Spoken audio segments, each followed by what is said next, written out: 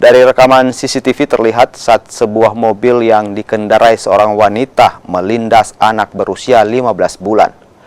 Kejadian ini terjadi di Jalan Adiaksa Baru, Kecamatan Panakukang, Kota Makassar, Sulawesi Selatan.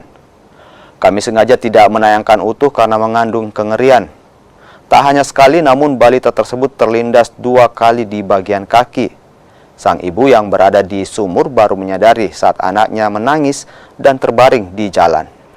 Beruntung balita tersebut selamat dan tidak mengalami luka. Menurut polisi, peristiwa ini terjadi 18 Agustus 2023 lalu dan kedua belah pihak telah melakukan mediasi. Beberapa pekan kemudian keluarga korban menyebut sang anak mengalami kelainan hingga keluarga anak melapor kejadian itu ke polisi. Dari laporan itu, polisi akhirnya mengamankan barang bukti mobil dan meminta keterangan pengemudi sejumlah saksi.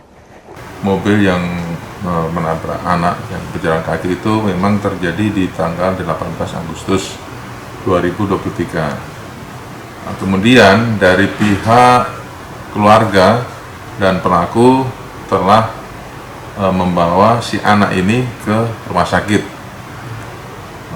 Namun demikian, setelah beberapa hari kemudian, itu dari pihak orang tua atau pihak si anak ini mengatakan ada kelainan, mungkin sakit kakinya dan sebagainya, sehingga minta dibawa berobat, entah itu mau lewat ke dokter atau melalui di urut.